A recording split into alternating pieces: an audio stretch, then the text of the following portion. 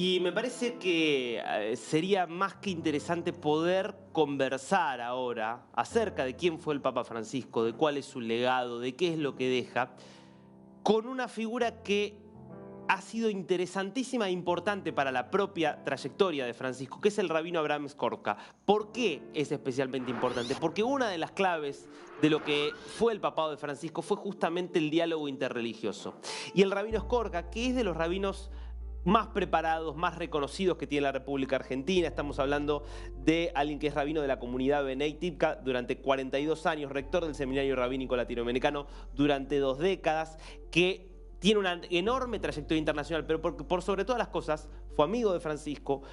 Juntos escribieron sobre el cielo y la tierra, donde se preguntan por cuestiones esenciales de la vida. Juntos viajaron justamente a Tierra Santa en el año 2014. Por eso hay tanto que se le puede preguntar al rabino Skorka acerca del Papa Francisco. ¿Cómo le va, rabino? Aquí lo saludan Darío Misraji y Andy Chirinos de Dinios. Bienvenido. Muy bien, en este día triste, muchas gracias por invitarme a compartir algunas reflexiones con ustedes y con vuestra audiencia. Abraham, a ver, si usted tuviera que decir cómo cree que será recordado el Papa Francisco, ¿por qué cree que el Papa Francisco es y ha sido una figura que ha destacado y ha sido diferente? ¿Qué cosas se le vienen a la cabeza? Primero y antes que nada, él fue un luchador. Luchó hasta sus últimos momentos por dejar un mensaje a la humanidad para la posteridad, un mensaje en donde lo que se expresa es la sensibilidad y la empatía que debe tener cada individuo para con respecto a su prójimo. No, a nadie le es fácil eh, ocupar la silla de Pedro en el Vaticano, porque hay muchas restricciones, porque hay que tratar de mantener un equilibrio entre lo que se dice, lo que se hace. Y él también sufrió muchas críticas, algunas hasta con razón, porque como él mismo dijo, yo me equivoco también, me equivoco. Aceptó distintos errores, pero lo que debiera quedar para la posteridad es la esencia de su mensaje. La esencia es un clamor a la humanidad, a todos, de un confín al otro del mundo, eh, sean personas de bondad, de misericordia, trabajen por la paz. Eh, Esto fue lo que él trató de hacer dentro de una realidad difícil, como es la Iglesia Católica. Eso lo vemos claramente con las distintas ramas, los distintos puntos de vista. Tuvo que afrontar una crisis de credibilidad cuando él asumió como papa por todas las cuestiones de la pedofilia. Claro. Eh, Tuvo que remarla muy duro, pero lo que quedará, estoy convencido, como una antorcha perenne es su lucha por transmitir ese mensaje de paz. Rabino Skorka, quisiera en este momento volar a ese instante en el que ocurre el acercamiento entre usted y el Papa, en ese momento Jorge Bergoglio. ¿Cómo fue el acercamiento? ¿En qué momento usted puede decir nos convertimos en amigos?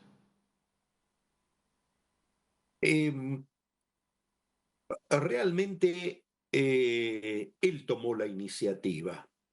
Él quiso tenerme cerca de él para que trabajemos juntos en el diálogo y para a la postre forjar, eh, primero diría, una relación de cercanía que después terminó en una amistad total en el sentido que él lo entiende o sea, abrir el corazón uno al otro, decir las cosas con claridad.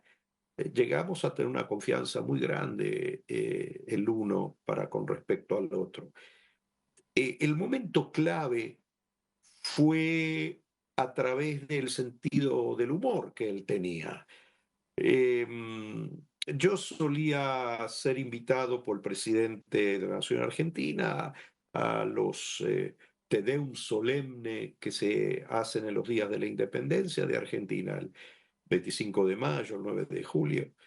Y eh, yo siempre me acercaba a él y le comentaba, su homilía tiene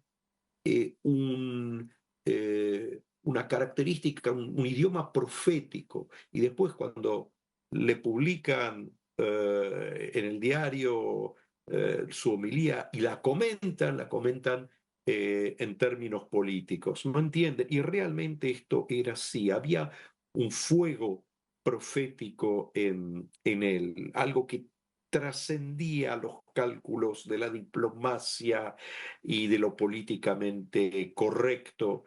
Él quería presentar una verdad. Eh, entonces, así nos fuimos acercando. Él sabía de mí, que era rector del seminario rabínico y que eh, publicaba, leía todos los días el diario La Nación y yo publicaba ahí artículos acerca de la importancia del diálogo interreligioso. Entonces, una vez él estaba parado al lado del nuncio apostólico y nosotros, una vez finalizado el diálogo, perdón, una vez finalizado el servicio religioso, estábamos haciendo una fila para saludarlo y decirle feliz Día de la Patria a él y saludar al nuncio apostólico. Entonces nos habían dado la orden, por favor, no comenten nada, no hagan ningún tipo de comentario, solamente el saludo, porque el presidente de la Nación está esperando que se acerque el arzobispo de Buenos Aires para salir, finalizar la ceremonia saliendo juntos de la catedral. Cuando yo me acerco a saludarlo, yo pensé, voy a tomarme, en vez de tomar 30 segundos, voy a tomarme 40 y le comenté algo del versículo que él citó del profeta Jeremías, creo, en su homilía. Y de repente él no me responde frente a mi comentario, me mira profundamente y yo pensé, me tiene el brazo, la mano, y me dice, pensé que me iba a decir algo tremendamente relevante. Me dice, eh, usted sabe que yo soy, eh, digamos, me gusta River Plate en Argentina. Y a él le gusta, él es, como decimos, él es hincha de San Lorenzo. Y San Lorenzo estaba bien y River no estaba bien. Y teniéndome la mano, yo pensé que me iba a decir una cuestión teológica. No, me parece que este año vamos a comer sopa de gallinas. El presidente estaba esperando, y esto fue la cosa teológica que recibí de él. Yo me sentí, la verdad, profundamente tocado, mi orgullo riverplatense, y le Casi dije, humillante. le dije, esto es cizaña. Saltó el nuncio apostólico, ¿cómo dice usted esta palabra en este santo lugar? Claro. Yo repito, cizaña. Entonces él le dice al nuncio apostólico, estamos hablando de fútbol. Entonces yo, uy, discúlpenme. Entonces no dije nada. Esto es la verdad. Usted imagínese que después de esto, ¿cómo no iba a tener acercamiento con Claro, él? claro. ¿Cómo no iba a tener acercamiento con él? Esto es la anécdota que la conté muchísimas veces. Fue él el que me abrió la puerta. Mm. Después Ahora, yo lo sí. seguí y empezamos a caminar juntos. Eh, Sí. A él le gusta esa idea de caminar juntos. Él utilizó la idea de sínodo, y sínodo en griego significa caminar juntos, Mm, para tratar junto con el otro, con el otro que es un dirigente, acá en ese caso el sínodo de los obispos, o yo que era un rabino reconocido en Buenos Aires por mis contribuciones rabínicas, y caminar juntos. El caminar era un leitmotiv en su pensamiento, mm, porque el principio de, de toda nuestra heredad religiosa es el caminar. Cuando Dios le dice a Abraham, y él citaba este versículo, Génesis 12, vete de la casa de tu padre, de tu patria, a la tierra que te voy a, que he de mostrarte. Caminar y caminar junto con. mm. Ahora, Eh, Rabino, sí, lo escucho, ¿no? Y me parece tan interesante esta idea, las dos ideas. Primero, la idea del humor como una forma de unir, Sí. porque la verdad es que pocas cosas unen, descontracturan, acercan más a dos personas que el humor, y en esta idea del caminar juntos y de lo que estaba de fondo, por lo pronto en su relación, que era la idea del diálogo interreligioso, está claro que el mundo lamentablemente parece necesitar cada vez más diálogo interreligioso, porque lo que estamos viendo de forma terrible es odio religioso, o la religión como excusa para el odio y la destrucción del otro. ¿Cómo procesaba Francisco eso, ¿se sentía frustrado por momentos frente a esa tendencia que estamos viendo en el mundo hacia el odio en lugar del diálogo?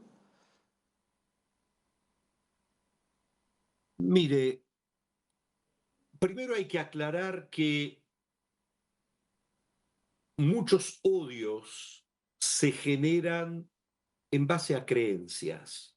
Utilizo la palabra creencia en un término muy, muy amplio. Eh, el nazismo, el fascismo, el comunismo stalinista, eh, eran, eran credos, eran Mm, tipos de credo. Primero hay que saber, hay que entender bien de qué estamos hablando. Especialmente el nazismo tenía sus símbolos, tenía sus rituales, tenía sus artículos de fe. mm.